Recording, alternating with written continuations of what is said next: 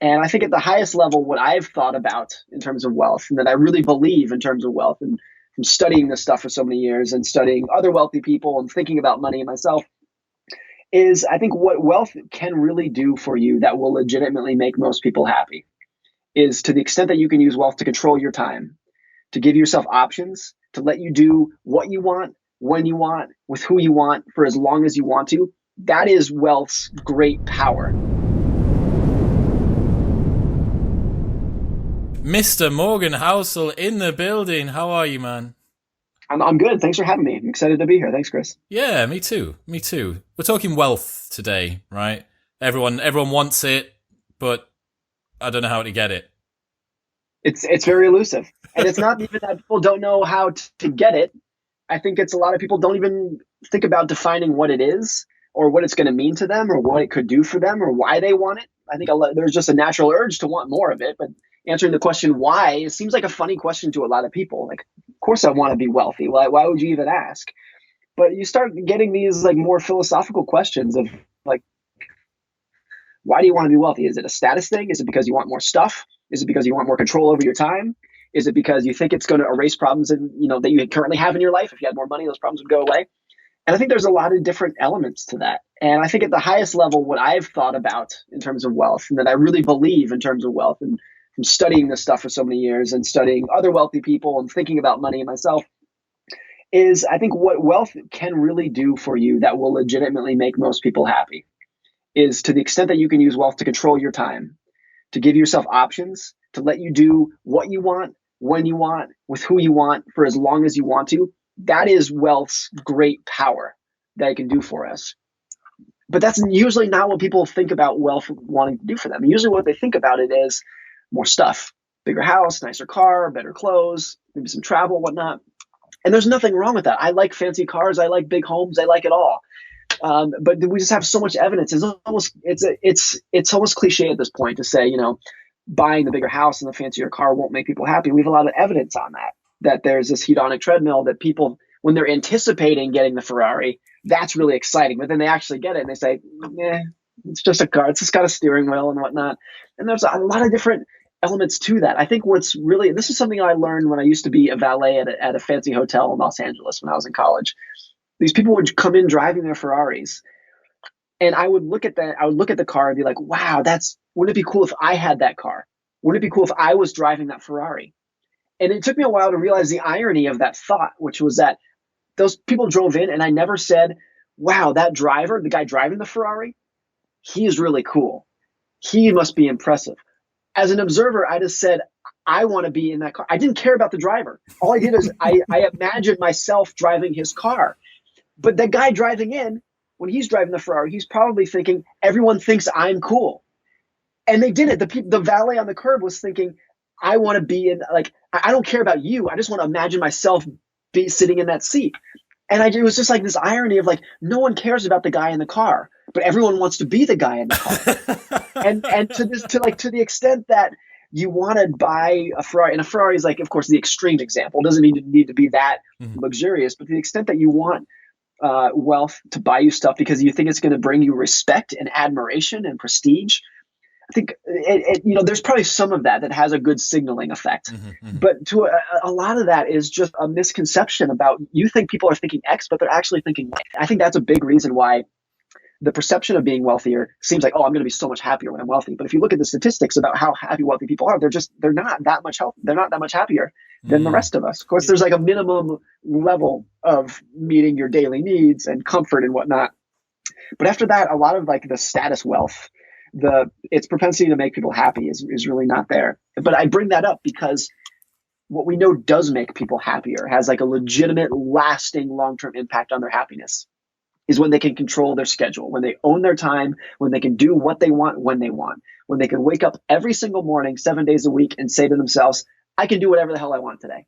That makes people happy. So if you can use wealth to generate that, to own your schedule, and for ordinary people, maybe that's taking a job that doesn't have a long commute, or working in a job that pays less, but it's doing something that you love, or something like that. Or if it's at a higher level, retiring early, just retiring when you want to, or retiring when you're 32, which is like the big movement these days. stuff like that does make people happy. When you can control your time, that's a lasting impact. So when I think about wealth at like the highest, the fundamental level, the first question is like, what do you want it to do for me? And for me personally, it's just a level of independence. It's a level of waking up every day and saying, I can do what I want now. That's the goal of wealth for me. I get it, man. Man, I've got a million doorways open in my mind. One of them being rich might not make you happy, but being poor will make you miserable. Like Yes. I love that quote, and it really is very, very true. Anyone that it's what I call diet brain. When you're on a diet and the only thing that you can think about is food. It's the same, exactly. precisely the same as that. If you have money worries, there is nothing that happens that is not framed by, but I don't have enough money, but what happens about the next paycheck, but about my bills. Right. My mother-in-law brought up an example years, maybe a decade ago now, that I really thought was really insightful. She said, camping is fun. Being homeless is miserable. The difference between those two is one is a choice and one is being forced. But you're sleeping in a tent outdoors.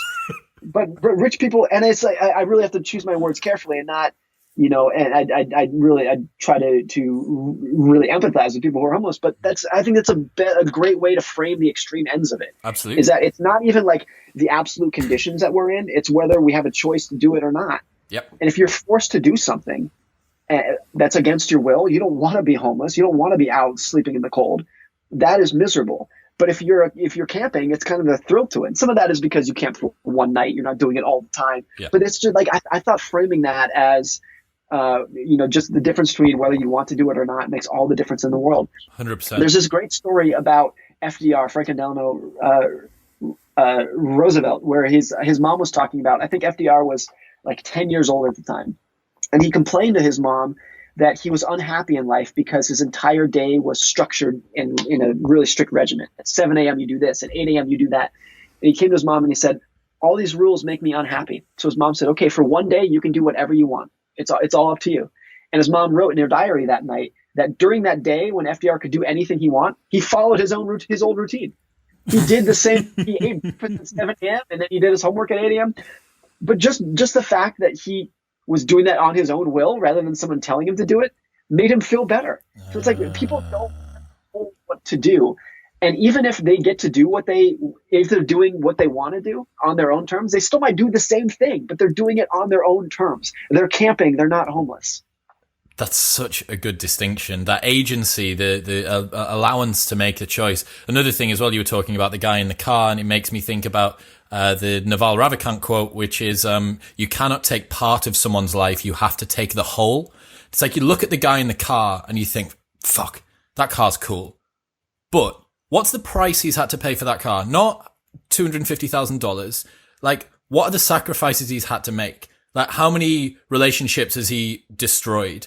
How many, or she decided not to forego children so that she can make it to 40 years old and be the CEO of some company? You don't know what the price that someone has had to pay to acquire that wealth is. And I think it comes back to what you said before. It appears to be its very, very essence. What wealth gives someone is freedom, agency, control of their own time, control of what it is that they get to do, what they have to do. And that's a much more holistic way of looking at it than like Dan Bilzerian. That's not to say the Dan Bilzerian approach isn't a good thing, but you get what I mean. Yeah, totally. And of course, back to your point, when you see the Ferrari, you don't see what went on to getting that Ferrari. All you see are the shiny wheels and the big growling engine. You don't see working till midnight. You don't see, never getting to hang out with your kids. Not that everyone who drives a Ferrari is in that boat, but there's a sacrifice that you don't see. But for the person driving that Ferrari, they're acutely aware of it. They know how hard they had to work for that thing. So there's a big difference between what you see and what it takes to get that stuff. And that, I think, is another reason why the perception of wealth feels a lot better. The daydreaming of wealth feels better than actually having it. Because when you actually have it, you realize all the costs that are associated with it. I think there's this thing too, that once you've gained wealth, a lot of people get paranoid about losing it. And it's not easy to think about that before you have it.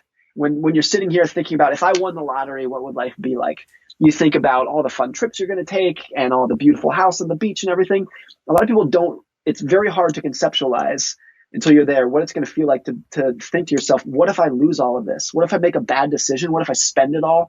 What if the huge annual bonus that I got last year, that was a one-time fluke? I'm not going to get that again. And then so therefore, maybe I don't want to spend, maybe I want to hoard this.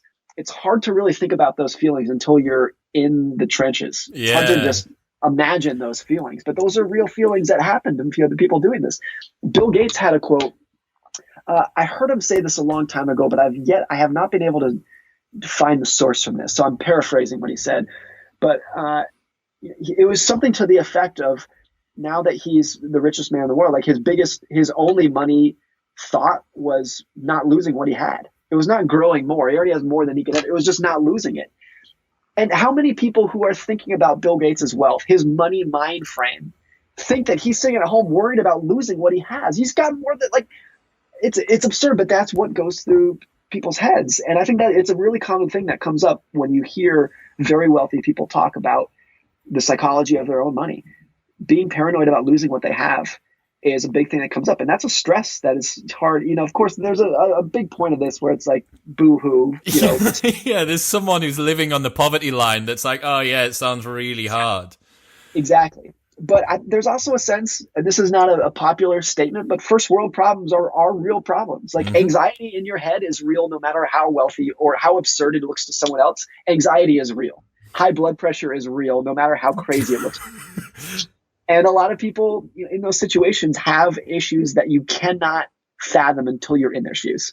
Yeah. I was talking to James Altucher the other day, he's like the patient zero for make it, lose it, make it, lose it, make it again. Also as well, on that kind of relativistic worldview, I remember this really early memory with my mum, and I was walking down the street, and I was complaining about something small.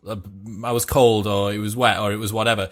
And she turned and said, I was only 10 at the time. She turned and said, Christopher, look, like there's bigger problems in the world than you being cold or wet. And I remember turning to her and saying, yes, but this is my world. This is the biggest problem in my world right now. We're not absolute beings. We are relative beings. Right. I mean, one person in the world right now is suffering more than everyone. And everyone else, their suffering is all just relative, right? It's always like, it's all on a spectrum. And everyone, no matter where you are in that spectrum, like someone is probably, there's only one person who is suffering more than anyone else. Everyone else is just a matter of perspective. And we all live on that. I mean, I wrote a piece many years ago that a lot of people did not appreciate, but it was in 2011 during the Occupy Wall Street protests, if you remember that, where there was a big public backlash. I think a lot of it was justified against the 1%. And it was the 1% versus the 99%. And I wrote a piece that said, look, in the United States, in the world, if your income is over, I think it was $32,000 per year, you're in the top 1% of the world. And and how many of the people in the United States saying the 1% are it's unfair, they're ruining it, they are actually part of the 1% of the world. And I didn't mean it in this. I just wanted to add some perspective. I wasn't saying that their protests were wrong. I just wanted to say, like, it's all a matter of perspective, and we're all sit on this spectrum, and we all kind of think that we are where we sit is the baseline, the foundation, but it's not. Yeah. Your foundation is like the top of the mountain for other people. That sphere of awareness is so biased, right? Like, it's not the 1%. It's not down with the 1%. It's down with my 1%. Down with the 1% that I see, the 1% that's close to me. Your 1%. Yeah, that's what it is. Yeah. There's also the point that I want to make too is that, when I say something like that, I'm not saying you people are out of touch, because everyone lives in their own world. Everyone, and again, your problems, whether you are like Bill Gates's problems or someone else, like anxiety is anxiety, fear is fear. Losing sleep is losing sleep, no matter how wealthy you are. It still hurts the same the next morning. So it's wrong to say, hey, because if you make $32,000, you're in the 1%, so you should feel wealthy. Shame on you for not. That's not the point whatsoever. The point is just, we all live on this spectrum, and it's all just a matter of perspective. And I think the bigger point is realizing that people who are on a much higher spectrum, it's not that if you're on a lower spectrum, you should feel thankful. It's that people who are on a much higher spectrum, they also hurt. They hurt as well. And sometimes that's not a popular view. I get that. But I think to me, the bottom line is, like, no matter what your wealth is, the psychology of money and what it does to our feelings and our well-being and the lack thereof is pretty universal. Absolutely. So let's get into it. Let's talk about the basics of wealth creation. What is wealth? Is there a difference between being wealthy and rich, and how do I get it? I think if there is a difference, of course, this is just semantics. This is not, and this is sort of something I've made up. But my definition of rich is you have a big income, big relative to your peers around you. So of course that's a big range as well. But if you have an income higher than most of the people around your peer group, you can call yourself rich. Wealthy is much different, because wealthy is you have assets in the bank that you can spend in the future. And that's very different from being rich, because a lot of people will have a large income this year, but they're not saving any of it. They're on the razor's edge of insolvency. They're blowing through all of it as quickly as they can. And there are a lot of people who are rich in that sense, but not necessarily wealthy. Years ago, Chris Rock, one of my favorite comedians, it was in one of his skits, and he was talking about the difference between rich and wealthy. And he says, and I have to preface this saying, this is Chris Rock joke. I'm not taking credit for any of the social dynamics of this. But he said, Shaq is rich. The guy who signs his check is wealthy. Like, that's the difference between and I think that was a great way to put it. And the thing is, like, no, Shaq is wealthy. Shaq is like, he's got an empire. But I thought that was like a great way to frame it. That applies to a lot of us too, because there are people who make $40,000 a year that save a lot of it, and they're wealthy. And there are people who make $5 million a year that spend $6 million a year, and they are on the razor's edge of poverty. So it's just a big relative thing that doesn't, like, rich has to do with your income, but wealth has to do with your savings rate. And savings rate is totally independent of your richness, of your annual income. And we've seen this in a big way in the last decade when the FIRE movement, financial independence, retire early movement, came along, where you have people who are making 40, 50 grand a year, sometimes more, 100, 200 grand a year. But they live a very low-key lifestyle, and they save 50% of it or more. And those are people whose incomes are not that impressive, but they're wealthy. And you can compare that to a lot of people that we've heard of. I'm writing a book on psychology and money right now that starts with a story about someone who made a tremendous amount of money on an annual basis and blew it all and went bankrupt. And so, I think we very often think that wealth is just how much money you make. And there's a lot of evidence that that's not it. It's a personal lifestyle choice more than it is anything to do with the number of zeros in your annual income. And so to me, it's just been about, it's less how much money you make or what your investment returns are, and more just the decisions that you make about how you're going to spend your money and what you value in life. Do you value a big car? Do you value fancy clothes? Do you value jewelry, going out to dinner? A lot of these people, for a lot of people, including me, some of those answers are yes, I do value those things. But there are other things I really don't value whatsoever. And I would rather save money to build wealth. And that wealth that you save is it's what people don't see. So it's wealth is the Ferrari that you did not buy. It's the car you didn't buy. It's the square footage that you did not buy. It's the first class seat that you didn't buy. And I think that's of course, that's what it is. Wealth is what you don't spend. It's the wealth. It's the money that you saved up. The problem with that is that when you and I and everyone else is trying to look at the world and see how other people are managing their money, all we see is what they spent. We don't see what they didn't spend. I see the car that you drive. I see the house that you're in. I don't see the house that you could have afforded but you did not buy. And that house that you could have afforded but didn't buy, that's your wealth that you have right now. The car that you could have bought that you didn't, that's your wealth. But I never see that. And that's why I think a lot of people have this misconception of what wealth is because we don't see it. And I've used the analogy of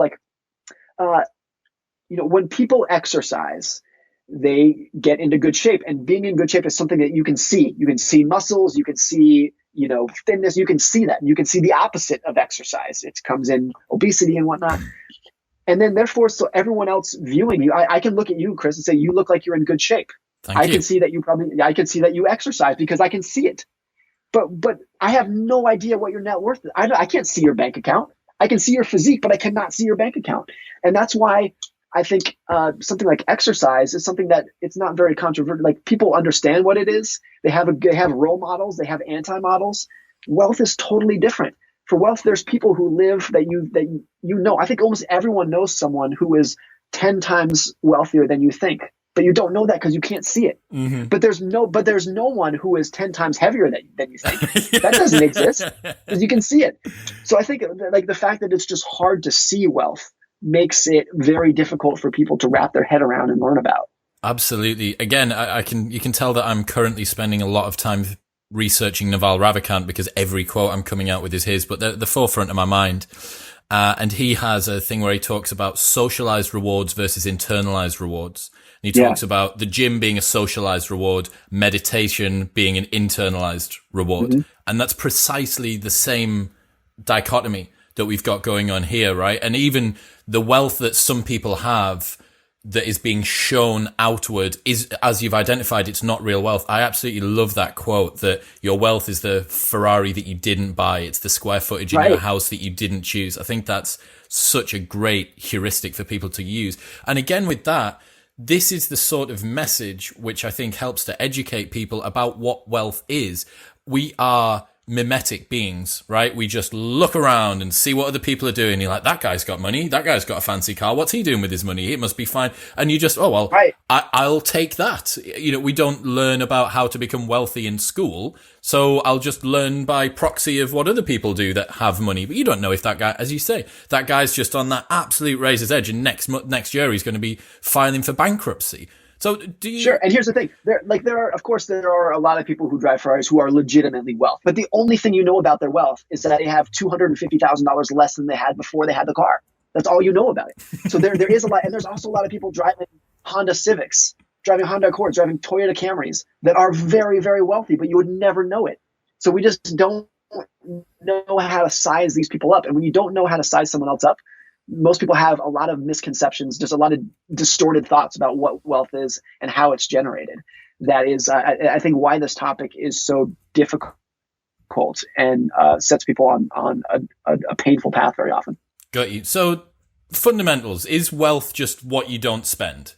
Is that it? Or is it more about things that generate money on their own? Or is it money in the bank? Is it if I've got assets that are earning passively? How does that all fit together? I think less about that. It's more just what you've chosen not to spend. Take the most extreme example in the world, Jeff Bezos, Bill Gates. They're both worth, let's just round and say they're both worth about $100 billion. They could have spent that money in the past. Jeff Bezos could have sold all of his Amazon stock in 2001 and gone out and done whatever, but he didn't. He left it there. So his wealth is what he did not spend. That's true for everyone at every income level. So to me, it's less about how much you're earning on that wealth, whether it's like cash in the bank earning no interest, that's wealth. Stocks in an index fund, that's wealth. Even the equity in your home, your real estate, that's wealth. You know, it's not liquid wealth, but it's still wealth. It's just what you have not spent, because I think anything that you could spend, but you have not spent, is wealth. That's what it is. If you have the option to spend it and you choose not to, that is, to me, that's the definition of wealth. I love it. So how do I go about, I just need to spend less, I need to have money in the bank account. Are there any real fundamental principles about how I can maximize my wealth, how I can make the most of it? The easiest way, Chris, is just to be born to a wealthy parent. That's the easiest That would be way. great. Yeah. Dynasty money. That's what I want. And of course, I say that tongue in cheek, but that's honestly, I think people very often overlook not the money that they necessarily inherit from their parents, but how many doors are either open or closed for you based on who your parents are. Bhaskar Mazumdar, who has shown that income among brothers is more correlated than height or weight.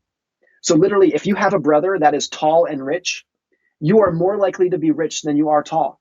It's more correlated. It's more like the income among brothers is more hereditary than height or weight. Because those brothers probably had the same educational opportunities. They probably had the same doors open by their parents in terms of, hey, I can get you a job or I can't get you a job. I can send you to a good school or I can't send you to a good school. So it's not like it goes both ways. The income is correlated on the downside and the upside. And it's easy for a lot of people to overlook how powerful that is, that some people are just born on a very different base. And no one wants to, I think if you are very successful, you don't want to say, well, I just got lucky. Like successful people don't want to say that. And, but of course it's true. It's always true. You know, I've written before something really minor that might not seem like a big deal, but to me, it's just extraordinary. Bill Gates went to the only high school in America that had a computer. Like you think about that, and it's just like, of course he was lucky. That's not to say that he's not talented, he's not smart, he's not motivated, he's all of those things. But look where he started. And he had no input on that. He went to this high school. It's called Lakeside School in Seattle. I believe the story was because he was very smart and not doing well at his old school because he was so much smarter than the other kids. So his parents put him in this private school, Lakeside in Seattle, that happened to have a computer, and he found it. And who else was at the school? Was Paul Allen. The other, Paul Allen was at the same school, and they started working on this computer together, and then Microsoft came out of it. That's not to say that Bill Gates would not be enormously successful anywhere else, but he would not be Microsoft Bill Gates. He might be attorney Bill Gates or Dr. Bill Gates, very successful entrepreneur Bill Gates, but not $100 billion Bill Gates. Like, that part was a luck. And he's admitted this. He said, this is not a direct quote, but he said something to the effect of, without Lakeside, there would not be Microsoft. That might actually be a direct quote, but I don't know. It was very close to that. So he's not in denial about this, but I think there's that for everyone. I've had a certain amount of luck. Everyone has a certain amount of luck and misfortune. Bill Gates had a certain amount of misfortune. Bill Gates, not to harp too much on this, but when Bill Gates was in school, he had his best friend was Kent. I'm forgetting his last name, but his name was Kent. And Bill and Kent were the two computer geeks, and they did everything together. They were like inseparable best friends. They were equals in terms of their computer programming ability. And Bill Gates said, this is in the documentary that's on Netflix, Bill Gates was reminiscing about Kent, and he said, yeah, Kent and I'm sure we would have gone to college together, and we would have worked together. Kent may have been a co-founder of Microsoft, but he died in a mountaineering accident when he was like 18 years old. So that's the other side of Bill Gates got extraordinarily lucky. Kent got extraordinarily unlucky. And that's like risk and luck, I've always said, are the opposite sides of the same coin. They're both this idea that our outcomes in life are influenced by more than just the effort that we put into life.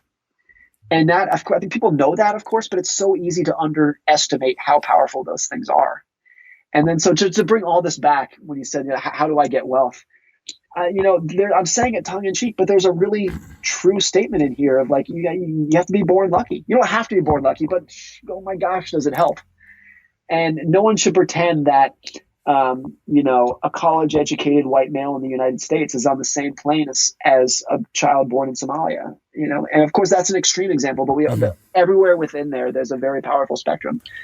And so that's a huge part of building wealth that we shouldn't overlook. Mm-hmm. And then, so that's the first point I want to make. The second point is so much, and we talked about this earlier, so much of building wealth is just the lifestyle that you choose to lead, that you choose to lead. And this is true at all incomes groups, but living below your means is everything at any income group, at any income level. Choosing to live below your means is the single most important thing to do to build wealth. And a lot of what that is, of what living below your means is just suppressing your ego. To say, I could spend X, I could spend 10, but I'm only going to spend 8. And the difference between the two is like my ego going down. Like, I could have a nicer car, but I'm not going to do it. I could have more clothes, but no, I'm not going to do it. It's that gap that you're pushing against that's really meaningful.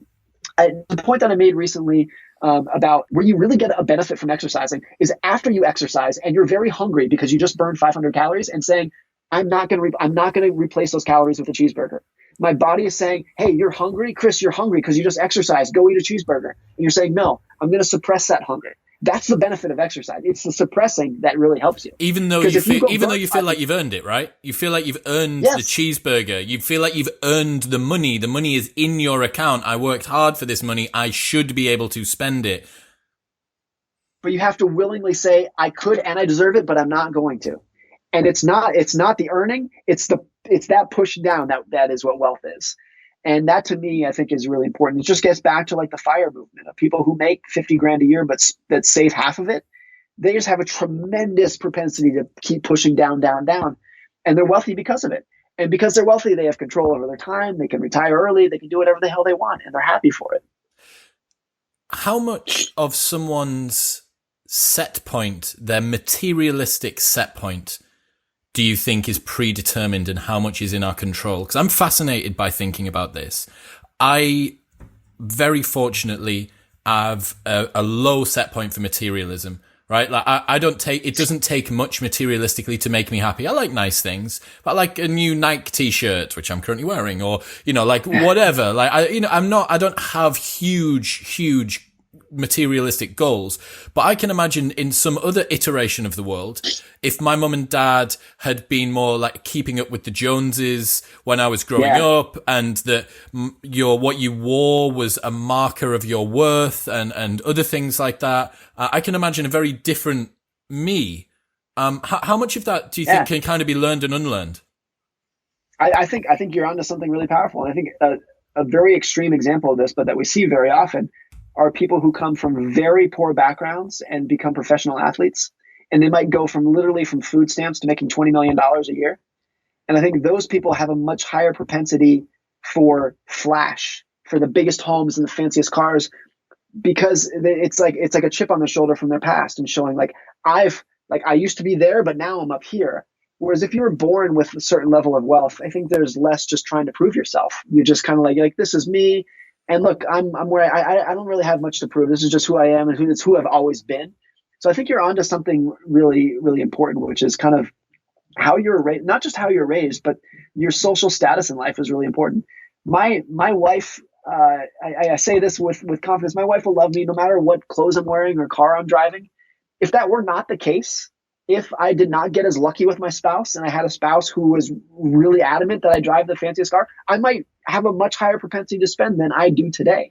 So has my spending been influenced by the way in which my spouse loves me? Absolutely. And that's, I can't, it's easy for me to say I'm frugal and I don't spend that much money, and therefore you should too, when things that are outside of my control, like the spouse that I happen to get lucky, has a big influence on my spending. And that's why there's really no one size fits all advice. And sometimes I really get upset with, not upset, but I don't like financial pundits or financial advisors who say you should do this. It's like, it's different for everybody.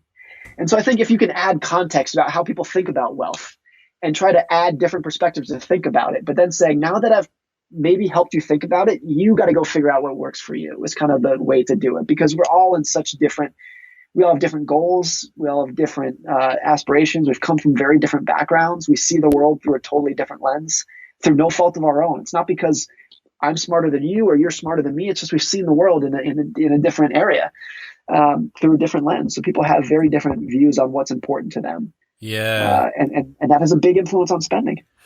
One of the things that I tell the guys that work for us, we have a lot of formative years, the adult formative years, as I call them, 18 to 21, big group of university students who come and work for us. It's their first professional position. It's the first time they've earned even a moderate amount of money, usually.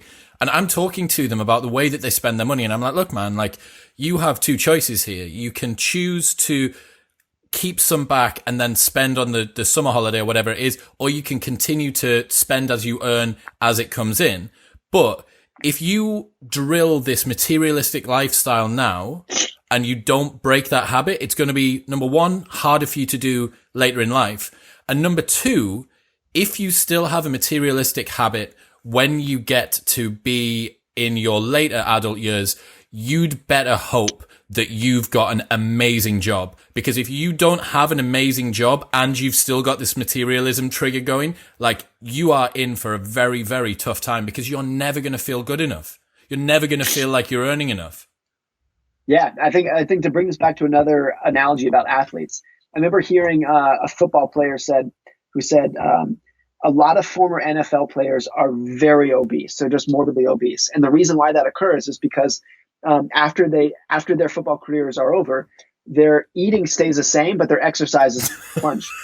And I think I can empathize with that. I'm sure that's the case. If you get used to eating 10,000 calories a day, and that's just your baseline, this is what you do. You wake up and you eat a 7-egg omelet. That's just what you do. But you go from working out 4 hours a day to 1 hour a week or whatever it is. That's gonna make a big impact. And I think it's very similar for income and spending as well.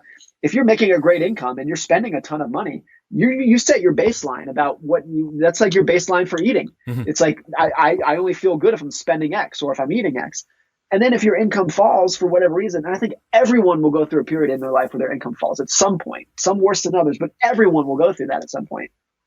you better hope that your spending is in line with whatever your new income is. And it's very difficult to go down. Going down in life is so difficult. Going down 1 inch is so difficult, and going up 10 feet can feel like just okay. No one ever wants to go down. If you have to downsize your house against your will just because it's what you can afford, that's going to have a big impact on your well-being.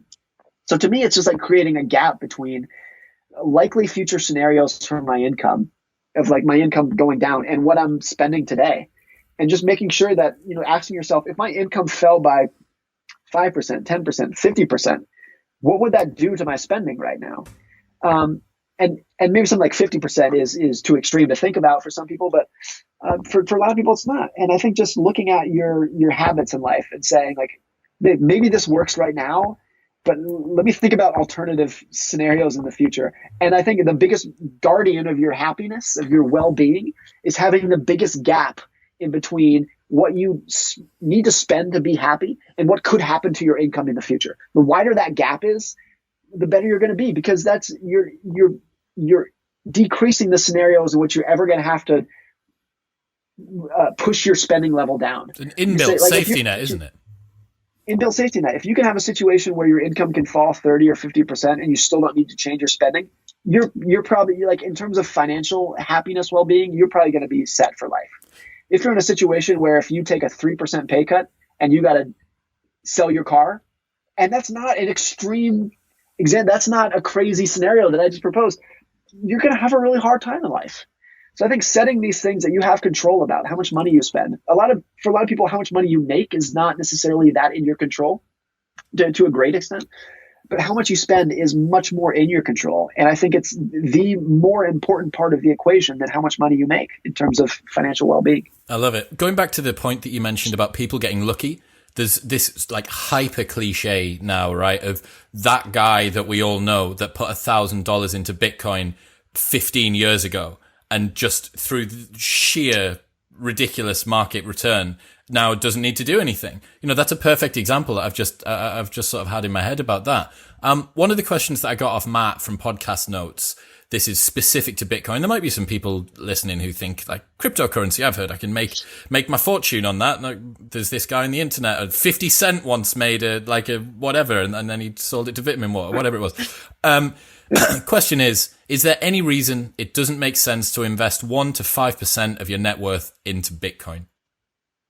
I think that can make sense for a lot of people. It does not make sense if the math that you're doing is by saying, oh, I can only put 1% in, but Bitcoin's going to go up 10,000 fold, so that 1% is still going to make me rich. If that's your calculus, I think it's just setting your expectations of, look, Bitcoin's gone up a lot in the last decade.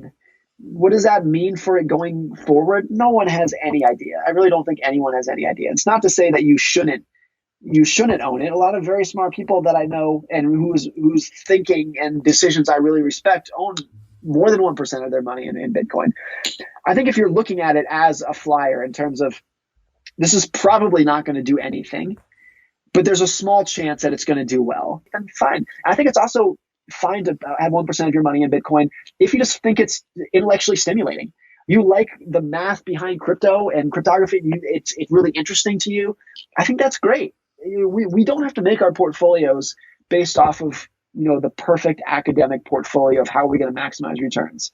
I think if your portfolio is interesting to you and intellectually stimulating to you, and it helps you sleep at night, and it keeps you engaged with your money versus just forgetting about it and ignoring it, I think that's a great thing. So I don't personally own any Bitcoin, but a lot of people who I respect do. That's kind of like a Patreon for content providers, right? It's like, I've got my favorite YouTuber and I'm going to put some money towards him making his thing. So I really love blockchain, so I'm going to put some money into something that contributes to the blockchain, and now I feel like I'm a part of it.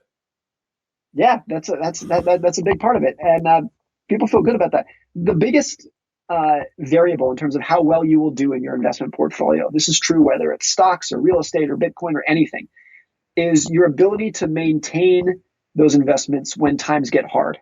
When there's a bear market, when Bitcoin's gone down, your stocks have gone down, if you can still just hold on during those periods and hold on and hold an asset for 10 or 20 or 30 years, that's the variable that's going to really determine your success. And if you love an asset You love Bitcoin, you love Google stock, you love real estate, whatever it is. If you love it, and by the fact that you love it means that you're going to be more likely to hold on to it for the long run, that's a good thing. That's a great thing. So a lot of people, there are a lot of investors who will say almost like as a badge of honor, I'm not attached to my investments. I'm very unemotional about my investments. And they're proud of that. And I've often thought that's not something to be proud of. I think you want to love your investments because if you love them, you're more likely to stick around with them when they get hard. If you don't love your investments and then, you own some stocks and they have a bad year and you're like, I don't love these. I'm just going to get rid of them. Just sell them. That is going to impact your performance in a huge way over time.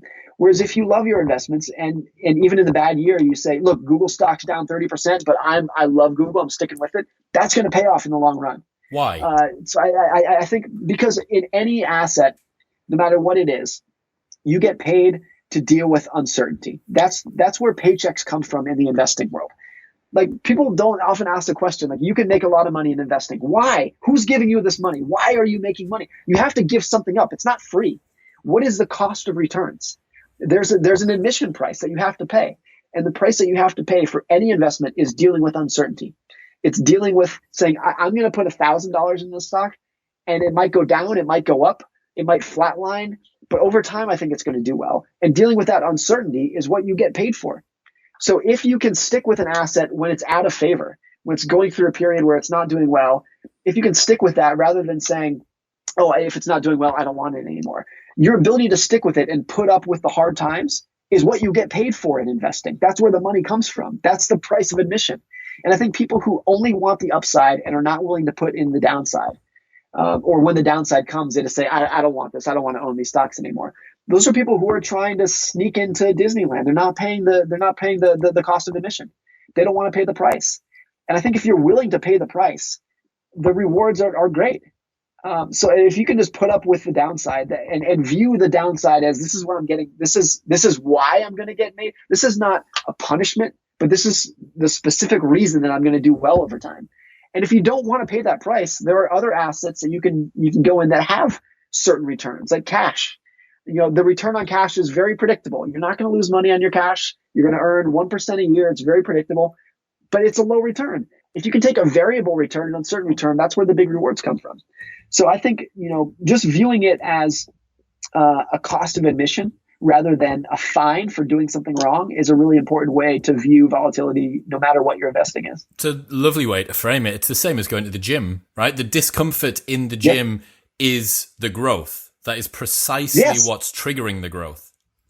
If someone said, I don't like exercising, or if someone said exercising doesn't work because my arms hurt after I do bicep curls, they're supposed to hurt. That's the point.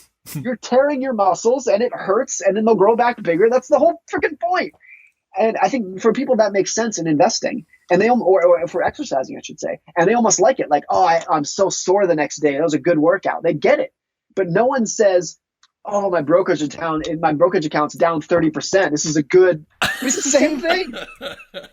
So we've spoken there about the success of people who are able to predict things that are coming forward. There's all Forex signals online and, a number of websites who can give you advice about what stocks to buy for this year and stuff like that. But I know I've read some stuff that you've put out about the relative success of investors who've actively played the market versus those who've just put their money into a fund or an index and just left it. Do you have some examples of that? I think the biggest thing, in general, just as a starting comment here, the history of the accuracy of economic forecasting, investing forecasting is very, very bad. Even the smartest people with the most information, their ability to truly predict what's going to happen next in the economy and the stock market is horrendous. This is true across generations, around the world. It's just not something we're very good at. And there's two ways to look at that. You could say, one, we're just not smart enough. We're not looking at the right data. We're doing this wrong, and that's why we're not very good at predicting what's going to happen next. I don't really think that's the case. I think people, if we know what events we're looking at and we have the data, I think people actually are pretty good at predicting what's going to happen next. But we're still not good at forecasting because we can't predict, we cannot analyze, we cannot forecast events that we can't even think about because they're complete surprises that no one would ever think about. Let me just give you this current example. The biggest story in the global economy right now is the coronavirus. How many people, if you go back 3 weeks ago, I'm not saying 10 years, go back 3 weeks ago, when every Wall Street analyst was putting out their 2020 forecast, here's what to expect in the global economy for 2020. How many people said coronavirus? Zero.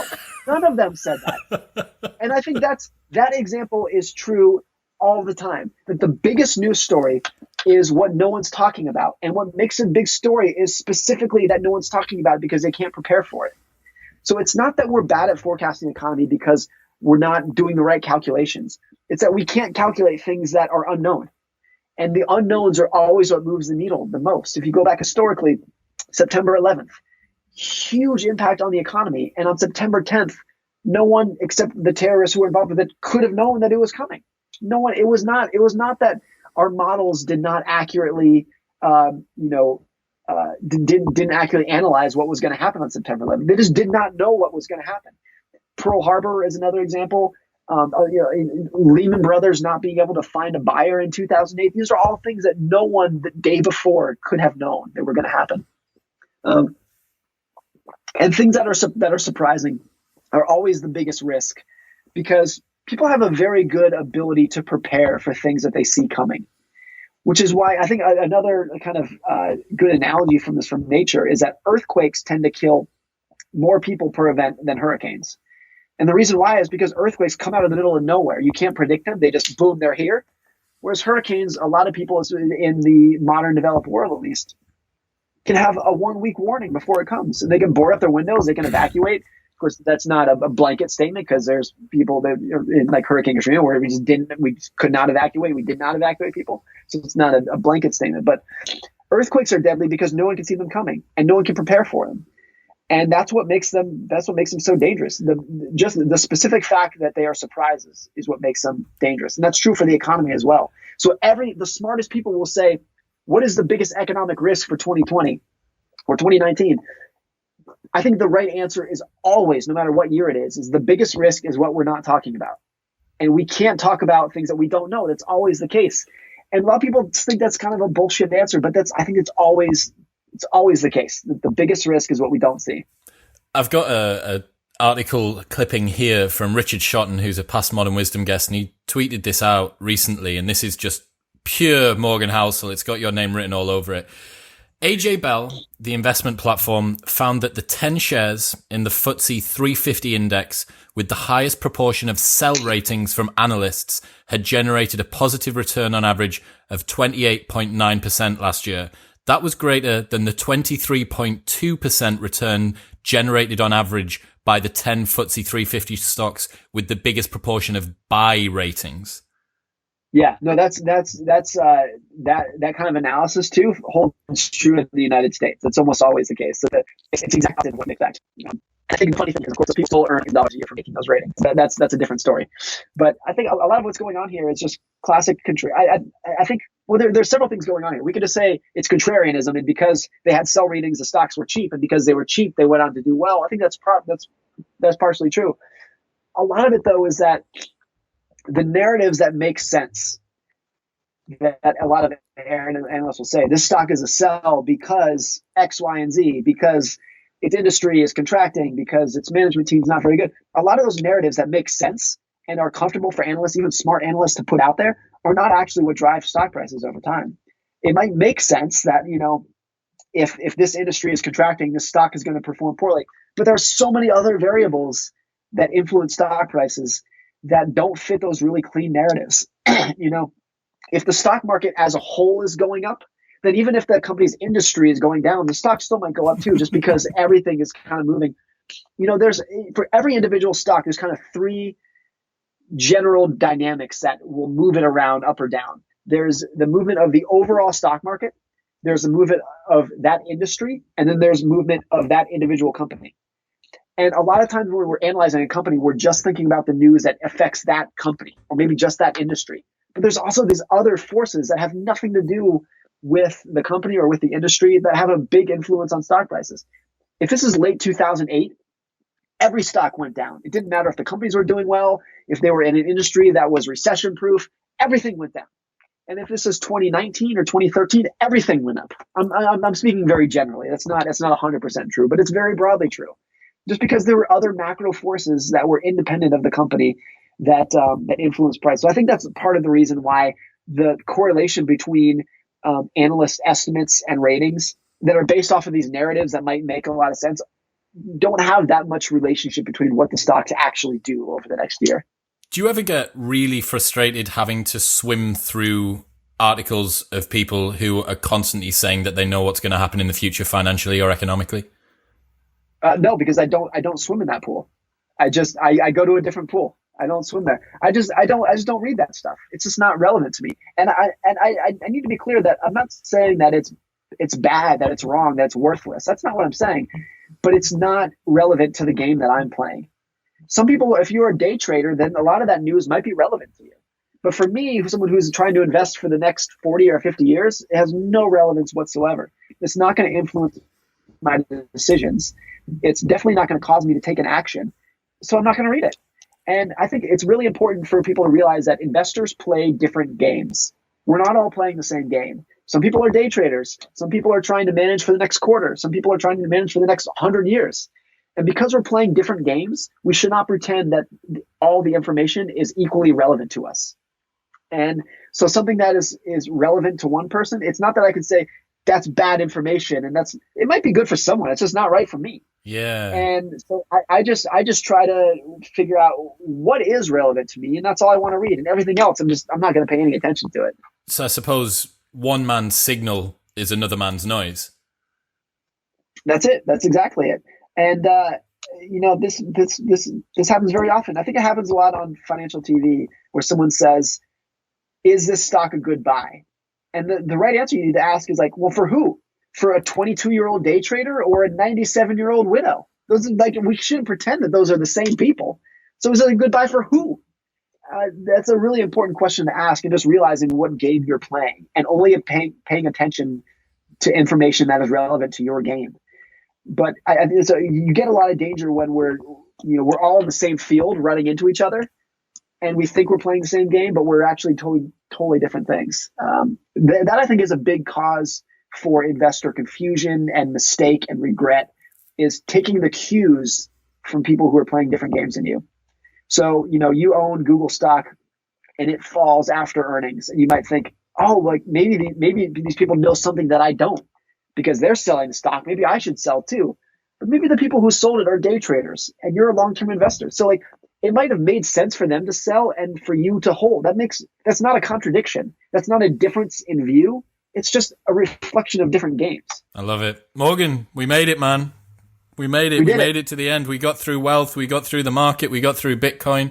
We got through financial forecasting. We've completed it. So where can we go? People want to hassle you. People want to check out your stuff. Where should they head online? The biggest area that I live online is Twitter. My handle is Morgan Housel, my first and last name. And that's where I spend most of my time online. That's where I'm the most active online. And then my blog is collaborativefund.com/blog. That's where all my writings live. Amazing. Man, thank you so much. I'd love to have you back on at some point in the future. We can see how this year or later in the year has gone down. Let's do it. And later this year, my book's coming out. It's going to be available for sale September 7th. So maybe when that's the case, let's do another episode. We're booked in. Let's get it locked in already, man. I know what your schedule's like, so I'll reserve myself a date now. That's smart. I like it. Yeah. This has been a lot of fun. I really enjoyed this. Awesome, man. Thank you so much.